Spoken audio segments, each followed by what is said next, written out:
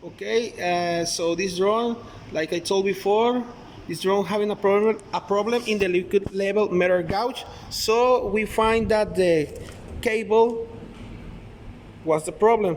So this is a new cable, and here we can see this that is working well. So we're gonna move the liquid level, and if we see here, it's moving. If I move to the top, this is the top, and here.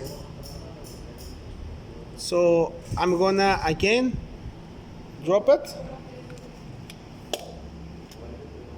Here if we see.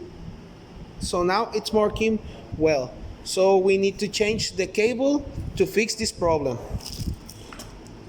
This is the old cable. That's the new cable, and again, this is the serial number of the drone.